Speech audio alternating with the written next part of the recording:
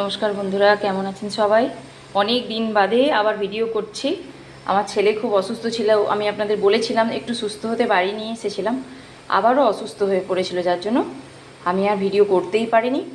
তো বন্ধুরা, তোমরা কে কে আমার সাথে আছো অবশ্যই কমেন্ট করে জানাবে, আমি বুঝতে পারবো যে আমি ভিডিওটা করছি, তোমরা দেখছো আমার ভিডিও। তো আজকে আবার নতুন করে শুরু করছি। কচু পাতা আমার বাগান থেকে যে নিয়ে এসেছি এক্ষুনি কেটে আমি, নরম। আর এখানে কাঁচা লঙ্কা তুলে নিয়ে এসেছি টাটকা। এখানে চিংড়ি মাছগুলো কেটে ধুয়ে পরিষ্কার করে নেব, কিছুটা কেটেছি, বাকিটা কাটবো। তো এটা দিয়ে ভাপা করবো আজকে চিংড়ি মাছ, কীভাবে বানাবো তোমাদের দেখাবো।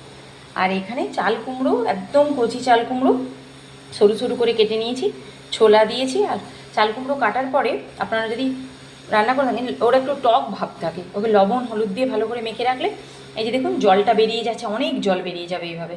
এই জলটা বেরিয়ে গেলে এর স্বাদটা আরও ভালো লাগবে, টক ভাবটা বেশি আসবে না। তো আজকে ছোলা, নারকেল, এতে আর চিংড়ি মাছটা দেবো না, নারকেল দিয়ে চাল কুমড়োটা করবো, চিংড়ি মাছটাই কচু পাতা দিয়ে ভাপা করবো। তো চলো বন্ধুরা, এগুলো কেটে ধুয়ে আগে পরিষ্কার করে নিই। বন্ধুরা, চিংড়ি মাছগুলো আমি বেছে নিচ্ছি ভালো করে।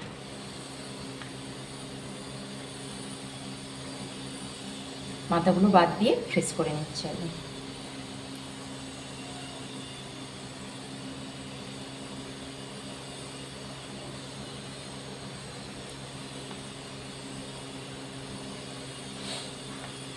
এই গতকাল নিয়ে আসা হয়েছে, সময় ছিল না বলে কেটে ধুয়ে পরিষ্কার করতে পারিনি, ফ্রিজে রাখা ছিল এটা। তো আজকে বের করে এগুলো পরিষ্কার করে নিচ্ছি চটচট করে। একদম টাটকা, বড় বড় সবগুলো এক সাইজ নয়, কিন্তু এটা ভালো চিংড়ি কো, এটা দিয়ে ভাপাটা খেতে বেশি ভালো লাগে।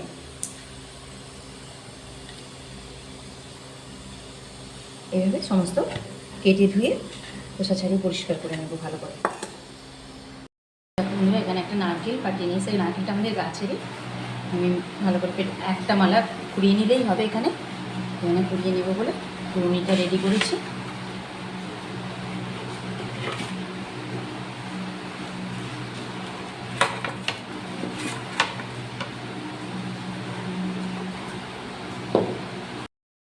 দেখো বন্ধুরা, নারকেলটা আমি পরিমাণ লাগবে কুড়িয়ে নিয়ে চলে এসেছি। এবার রান্নাটা শুরু করবো। বন্ধুরা, ততক্ষণই কচু পাতাগুলোকে এইভাবে ছুরি দিয়ে একটু এখান থেকে ভালো করে কেটে পরিষ্কার করে নেবে। এইভাবে এগুলো উঠে যাবে, টেনে টেনে আমি পরিষ্কার করে নেব।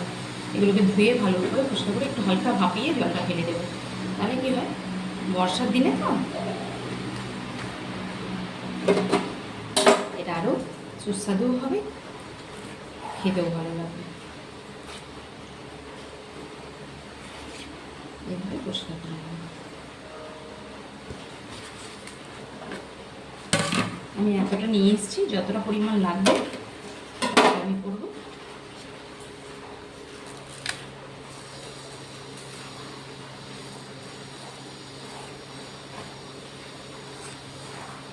কচু ঠাটার এই উপরের অংশগুলোকে এইভাবে তুলে দেবে, তারপরে সেদ্ধ হবে। এইভাবে পাতাগুলোকে আগে ধুয়ে নিই ভালো করে পরিষ্কার করে। আমি এখানে একটা বাথরুমে বসিয়ে দিলাম, মাছটা জ্বালিয়ে দিচ্ছে, এর মধ্যে কিছুটা জল দিয়ে দেবো।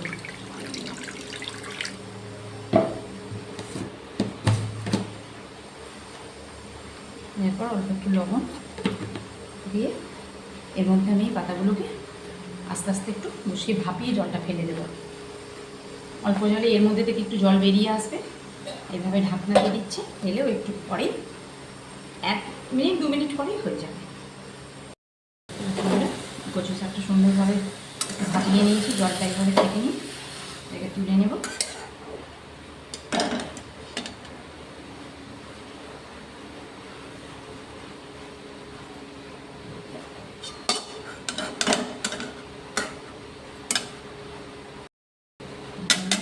জল ছেড়ে গরম অবস্থা থেকে তুলে ঠান্ডা হতে এই জলটা ফেলে দেবো।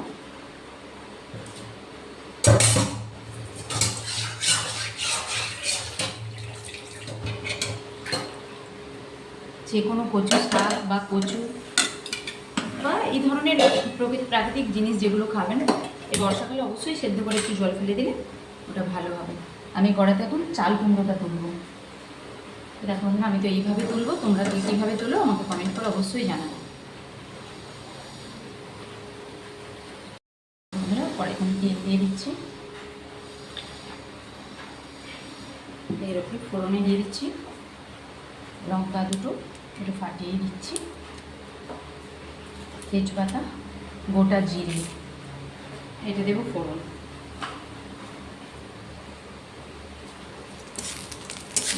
নাড়াচাড়া করে নিই।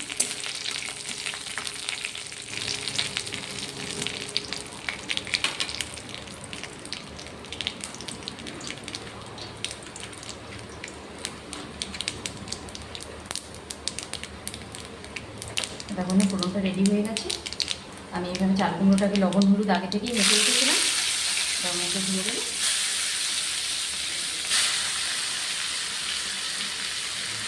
এখানে এখন লবণ হলুদ মেখে রাখার জন্য এতটা টক জল বেরিয়ে গেছে, সেটা ফেলে দেবো।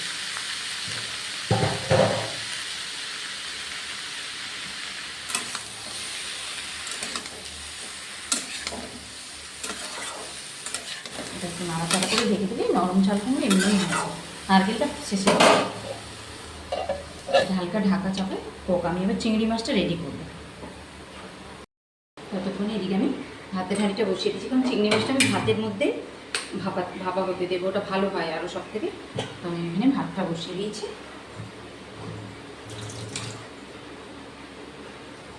চালটা আমি ওর মধ্যে দিয়ে দিচ্ছি।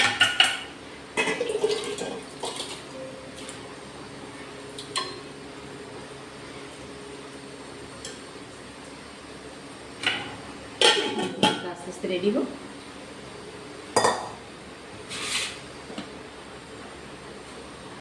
ডিম বক্সটার মধ্যে ভাপা করবো, তো ডিম বক্সটা এখানে রাখলাম। চিংড়ি মাছগুলো দেখি একটু যতটা খোসা ছাড়ানো যায় ছাড়িয়ে নিই। সবগুলোর হয়তো যাবে না, অল্প অল্প খোসা তুলে আমি এর মধ্যেই রেখে দেবো একদম।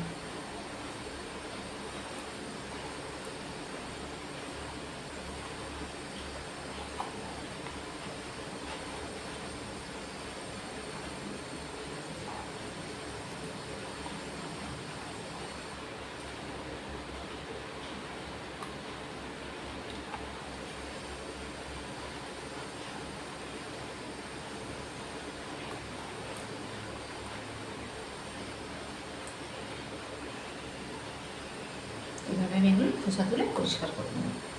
চিংড়ি মাছটা তো কেটে দিয়ে পরিষ্কার, শিলপাটে একটু আমি জিরে বেটে নেব। জিরে, কাঁচা তেল, কাঁচা লঙ্কার গন্ধে এটা একদম দারুণ হবে চিংড়ি মাছ ভাপাটা। তো আমি এটা জিরেটা বেটে নেব।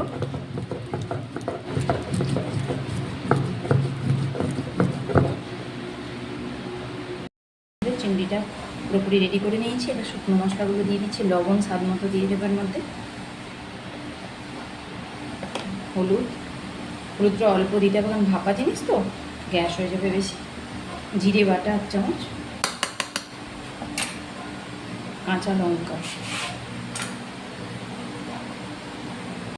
এই কাঁচা লঙ্কাগুলো আমাদের কাছে, এটাকে একটু ছুরি দিয়ে কেটে দিয়ে দেবো, বাটার দরকার নেই।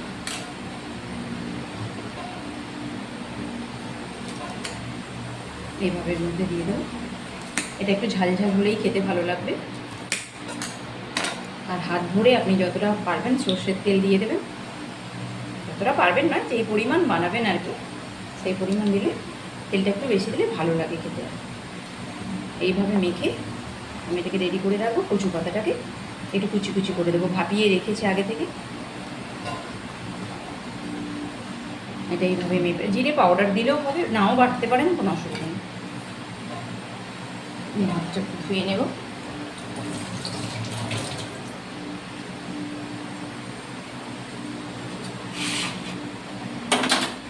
প্রচুর পাতাগুলো এখানে সেদ্ধ করে জল ঝরিয়ে রেখেছি। এগুলোকে এইভাবে ছোটো ছোটো ছোটো ছোটো করে একটু কেটে দিলে কি হয়, বেশি বড় বড় হয়ে ঝুলে ঝুলে থাকবে না।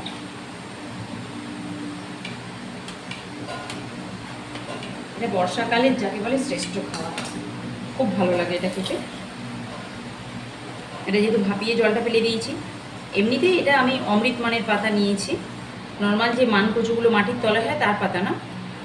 এটা এইভাবে আমি নিয়েছি, এটা খেতে খুবই ভালো লাগবে। দিয়ে এবার আমি ঢাকনাটা এঁটে দেবো।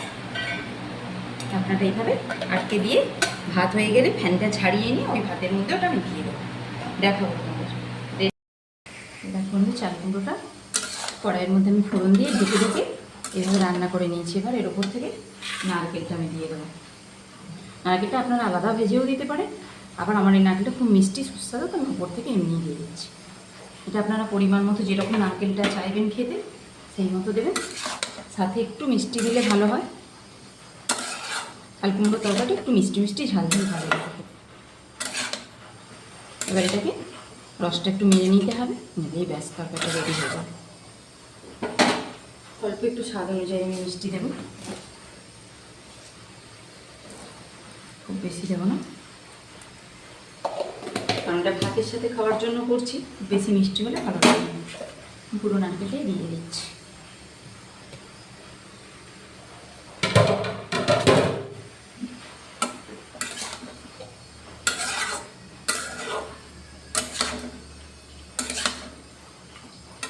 এটা ঢেকে ঢেকে আরেকটা সময় রান্না করে নিলে রেডি হয়ে যাবে। বন্ধুরা, চাল কুমড়োটা পুরো সুন্দরভাবে রেডি করে নিয়েছি, একদম লবণ মিষ্টি সব দিয়ে। একবারে শুকনো ভাজা ভাজাও করা যায়, গ্যাসটা বাড়িয়ে একটু একটু রস এখনো আছে, যে আবার এরকম অবস্থাতেও খাওয়া যায়। যেহেতু টাটকা চাল কুমড়ো খুব বেশি শুকনো করতে হবে। দেখো এইভাবে ঝরঝরে একদম নারকেল দিয়ে ছোলা দিয়ে বর্ষাকালের একদম সেরা খাওয়া। এবার চিংড়ি মাছটা ভাপাতে বসাবো, ভাতটা ফ্যানটা ঝাড়িয়ে নিয়ে বসাবো, তোমাদের দেখাবো কীভাবে বসাচ্ছি। তো চলো বন্ধুরা, চাল কুমড়োটা রেডি। এটাকে নামিয়ে নিচ্ছি আমি একটা পাত্রে। এইভাবে শুকনো লঙ্কা, জিরে, তেজপাতা, ফোড়ন দিয়ে ছোলা নারকেল দিয়ে চাল কুমড়ো।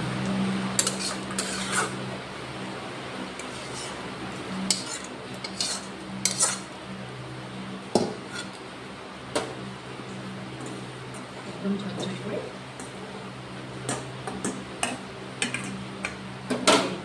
দেখে বলো বন্ধুরা কেমন হয়েছে।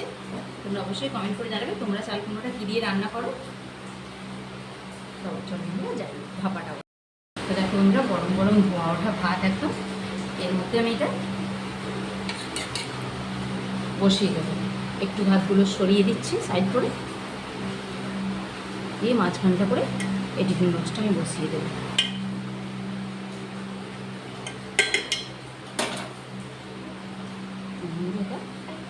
মাঝখানটা করে আমার ভাতটা পুরোটা গলবে না, কীভাবে বসিয়ে দিলাম চেপে।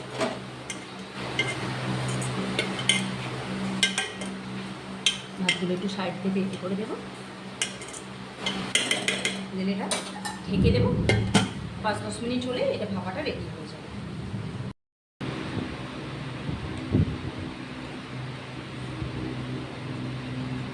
দেখো বন্ধুরা, চিংড়ি মাছ ভাপাটা রেডি করে নিয়েছি। কত সুন্দর হয়েছে একদম কচু পাতা দিয়ে। তো এটা খেতেও খুব ভালো লাগবে। কাঁচা লঙ্কাগুলো আছে, স্মেলে ভাপা হয়েছে, তো সবেরই গন্ধটা খুব সুন্দরভাবে থাকবে এর মধ্যে। তো এটা ভাপাটা আমি রেডি করে নিয়েছি। এইভাবে তোমরা চাইলেই বর্ষাকালে আরামসে করতে পারো। যদি পুরো ভিডিওটা দেখে থাকো তাহলে খুব সহজ পদ্ধতিতেই হয়ে যাবে। চলো বন্ধুরা, দুপুরে খাওয়া দাওয়া করে।